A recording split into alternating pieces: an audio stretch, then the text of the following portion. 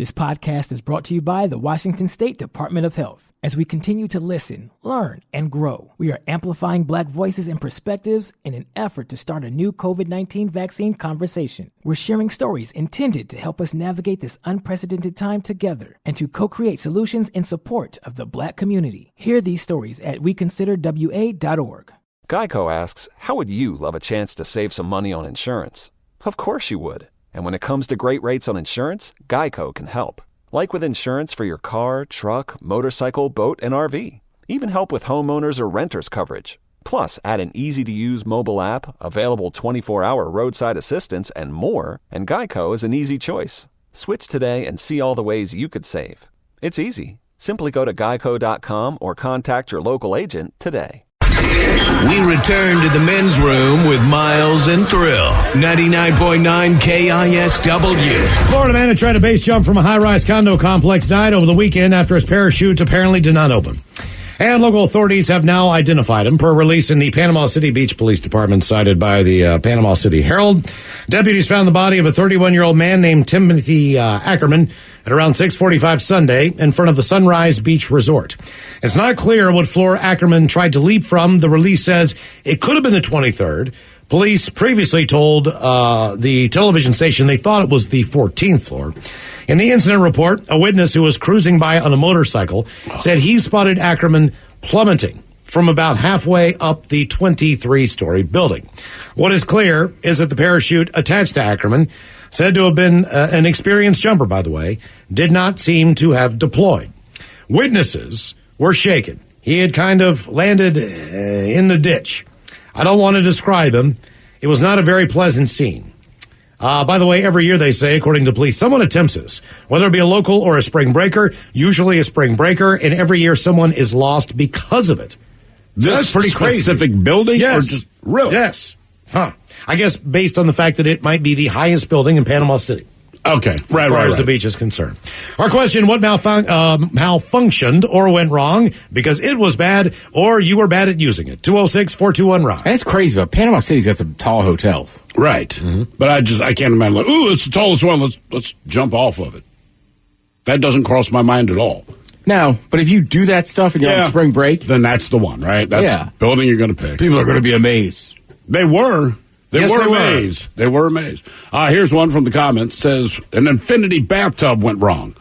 The plumber tested it, but forgot to hook up the drain. The ceiling on the floor below fell off. Floors ruined. Full house remodel. Wow. Oh. Infinity drain is the one you can't see because it's got that kind of a hidden slope in it, I believe.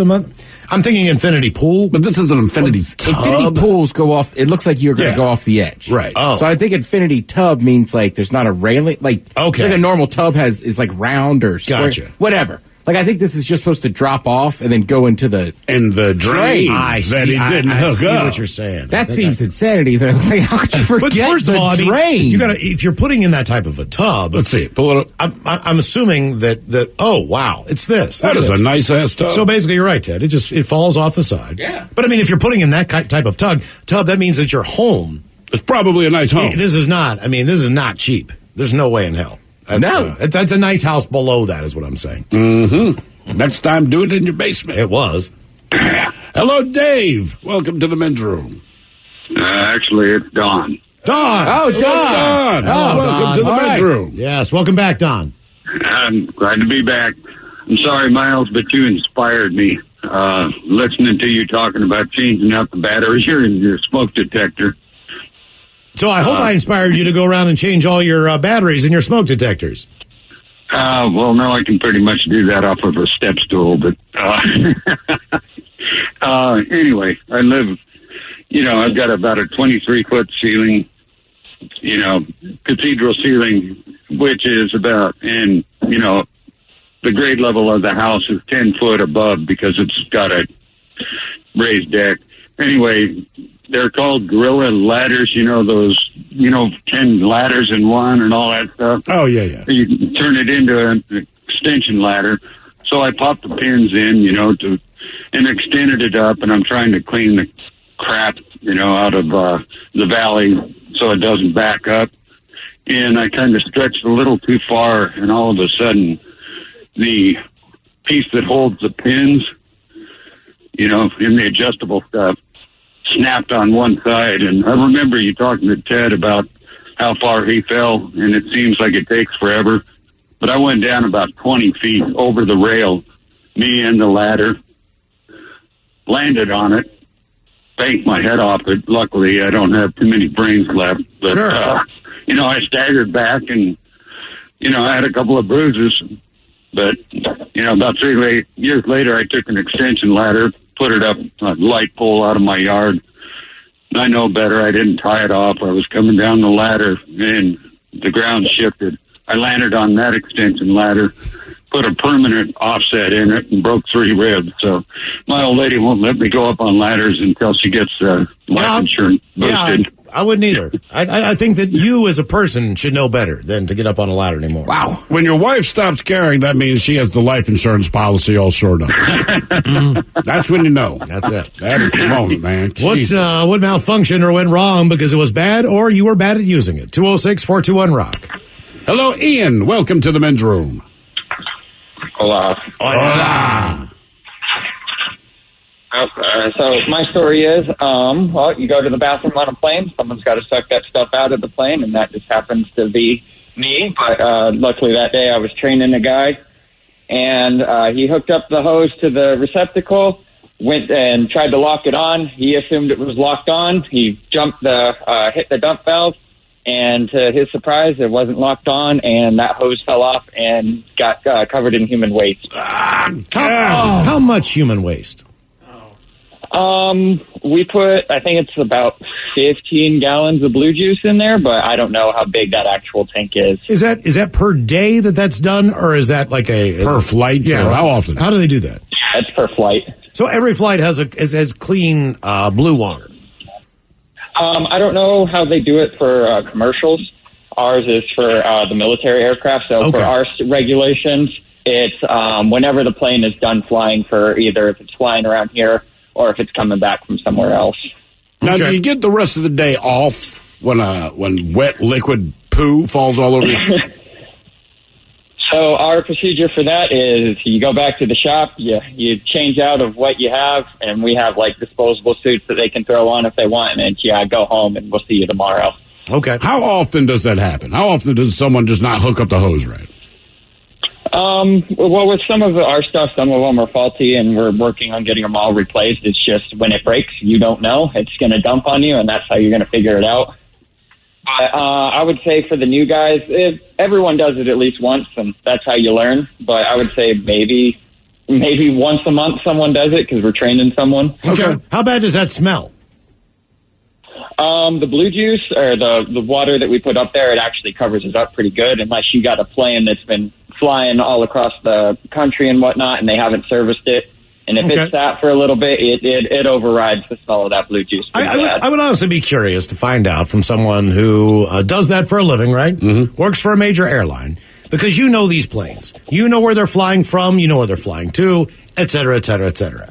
So if you can get a whiff of that tank of 15 gallons or whatever. Could you identify Hawaii from, say, Turkish Airlines? What is the worst flight? Like, where do you not, like, is it when someone flies back from Vegas?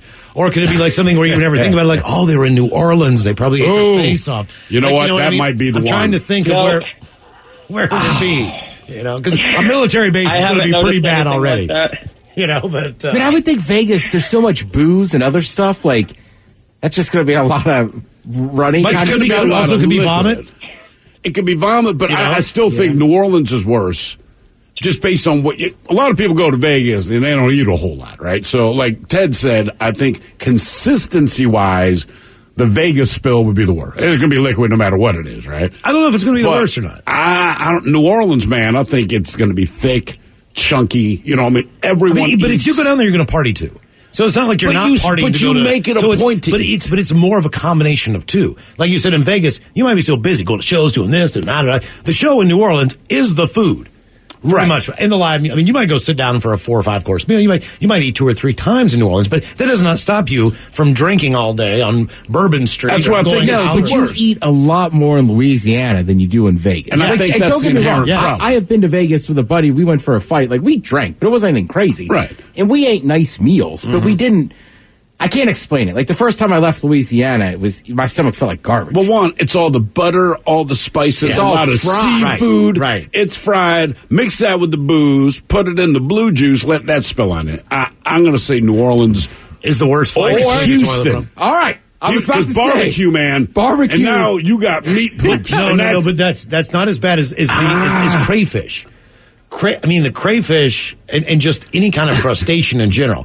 Think about after you eat crab. Mm-hmm. Even if you eat lobster the next day or any type of shellfish. It could be mussels, could be clams, could be oysters. There is a definitive difference. There is, but and I feel Louisiana like- has all of that. But the consistency, seafood, everything seems to turn more to water. Where in Texas, man, you're just eating beef, man. Like that is the only thing and you're eating ribs and brisket, get some of that boudin, boy, and everything else. I still say New Orleans wins. I don't know. Because you don't go to Houston to drink. So you don't have that combination of You the don't. two. Yeah, but it's so hot. But you're still drinking. Now, you're not drinking like you drink in New Orleans. Right, But you that's what I'm understand saying. the part, but you're drinking nothing but I think New light Orleans beer. is the perfect storm of, I don't want to change that airplane. But I think the problem is blue this. juice. Here's the thing, though. When you go to Vegas or New Orleans, you tend to drink a lot of different things. We don't because we're heavy beer drinkers. But generally speaking, people get their mixed cocktails. Sure. On to get a hurricane. Yeah. But in my experience, beer plus red meat leads to the worst morning. Oh, really? Sitting on like the stink of that. All right. I feel like beer. Like if you drink Long Island iced tea, it's like you're going to be all kinds of messed up. But it's different than light beer farts, man. What malfunctioned or... Last time I was in Texas, in Dallas, right? Like we tailgated all day at the Texas State Fair, right? Uh-huh. So we had some weird food, and then we went to that famous barbecue place, the Pecan Lounge, and ate all this barbecue. And then of course it's me and my brother and my friends. So we're crushing beers. But the next morning, it was a cross between poop and a brisket. Because it was like, it's not that bad. That's awful. Oh, it's not that bad. Oh, that's awful. Right, the volume was like, I can't believe there was that much in me. That's what I did not eat this I much. created a volcano. What malfunctioned or went wrong because it was bad or because you were bad at using it? 206-421-ROCK. Hello, Emily. Welcome to the men's room. Hi. Hola. So, Emily, what went wrong there? So I used to work for my dad, who's a plumber. This was back down in California, and I was clearing land with a tractor and some railroad ties. And I was up on this hill, and I had to change off, like, one of the railroad ties. I don't know why I didn't do it on flat ground, but basically I was up on this hill, and I tried to prop the tractor correctly on the hill to keep it from sliding down. Didn't do it. It slid almost all the way down, almost hitting a gate, and I got very banged up keeping it from rolling down the hill. How old were you? 22. Okay. All right. So you're an adult at this point in time. Yeah. All right.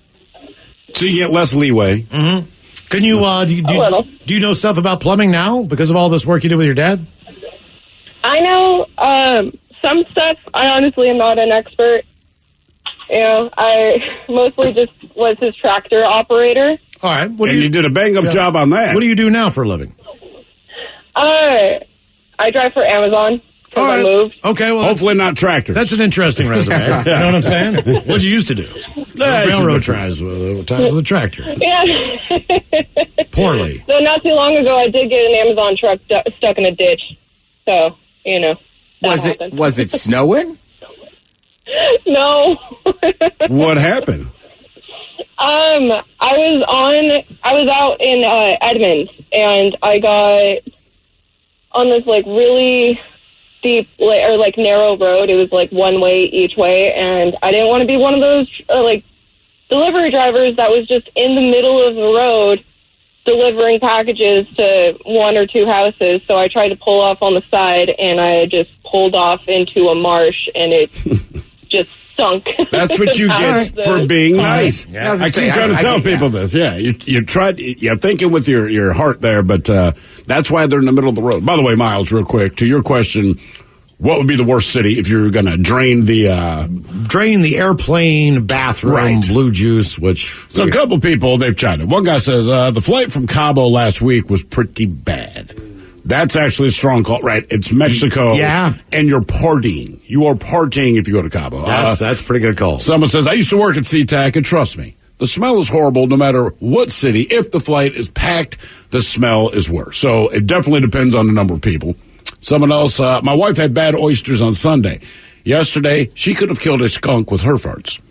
And then there's an argument. Someone says, I think Vegas would be the worst because of the cocaine S's. Someone else says, Texas, because cheap beer plus barbecue, got to be Texas. So we have found some areas that we truly I think people believe would culprits to the worst.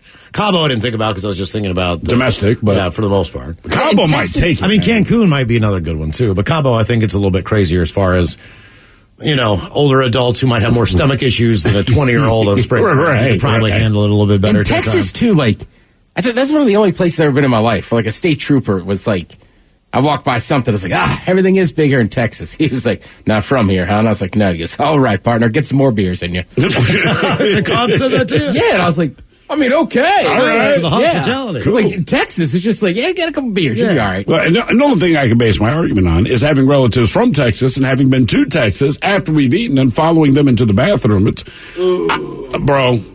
there are not words. And it's every time, and I will stick with Houston specifically, might be the stink place.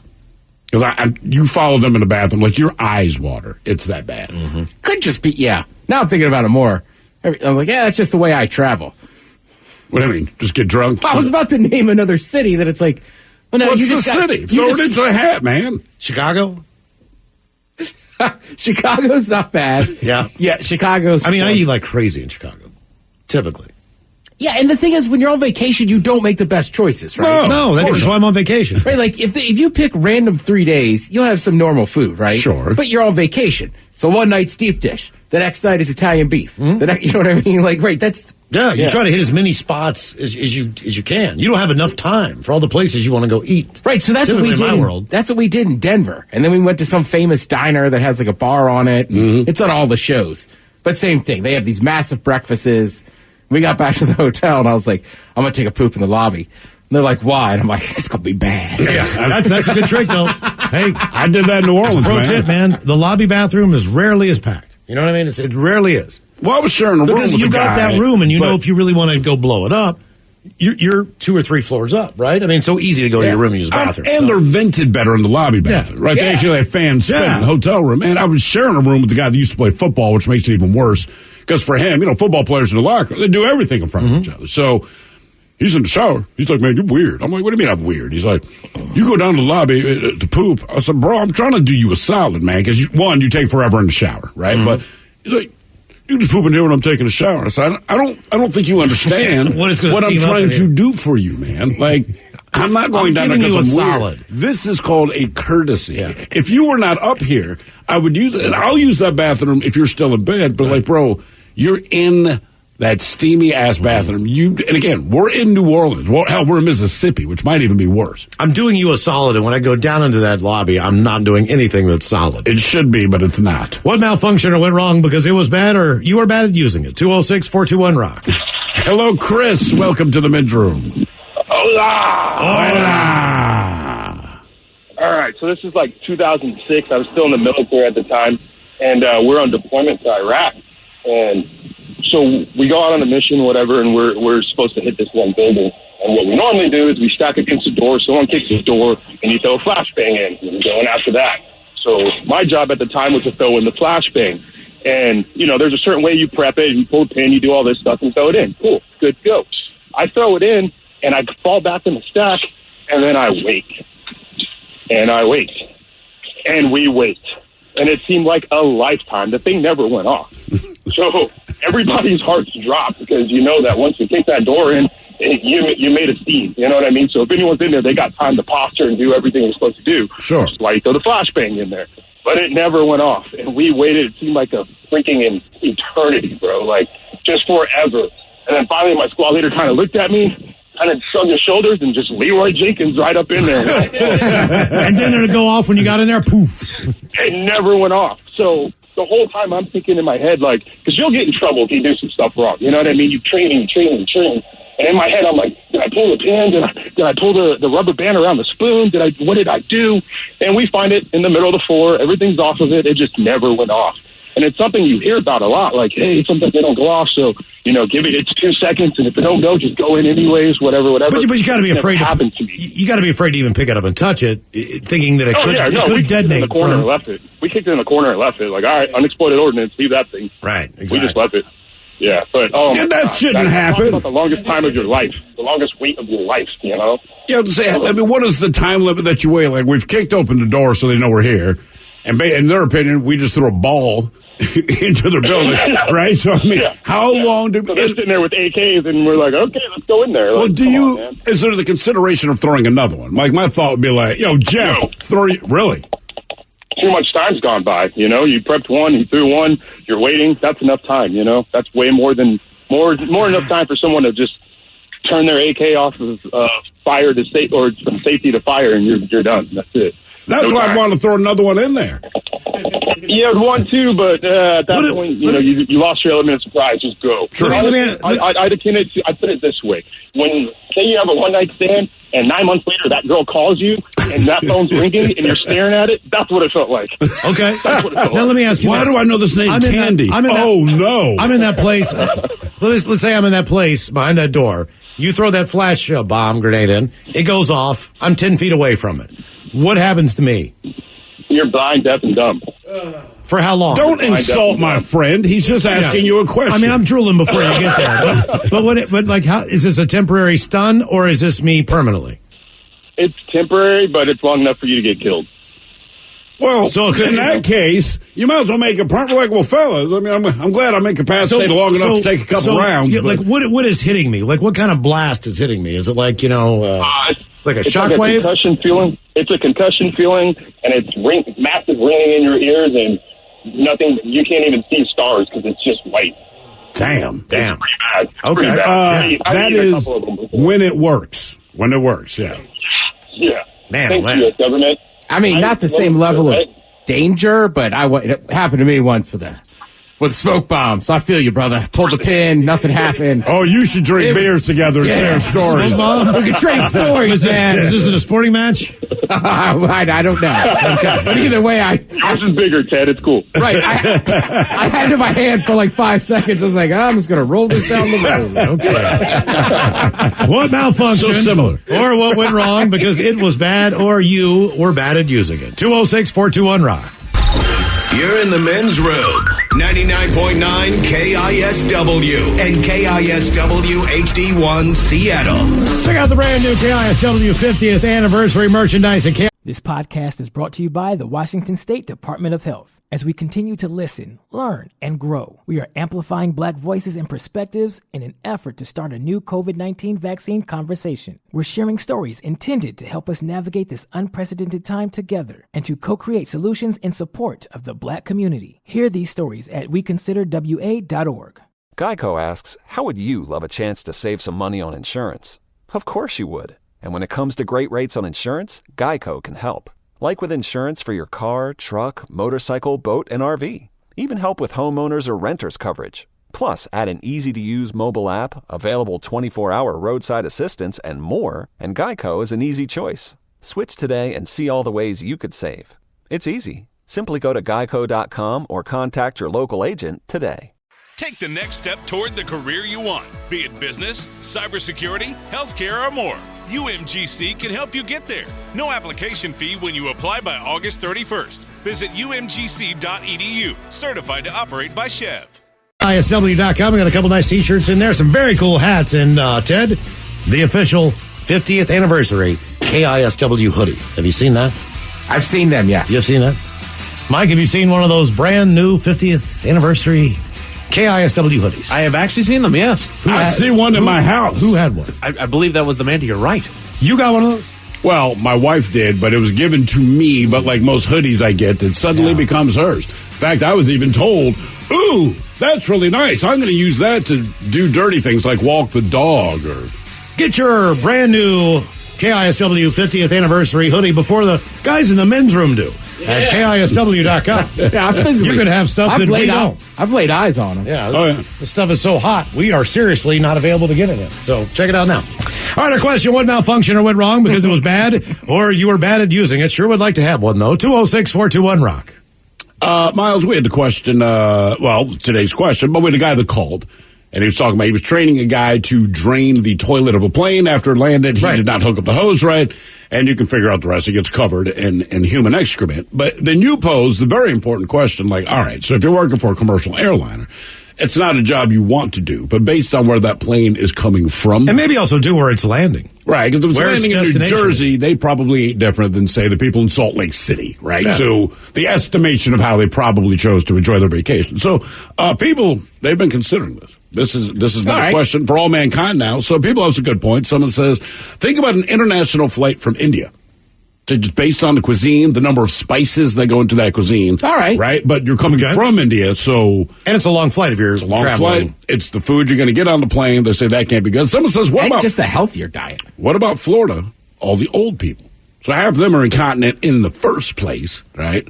So you take a bunch of old Floridians, right? And this thing, right, that's going to be different. Someone else points on India again. And then I like this one. This is fairly recent. It says...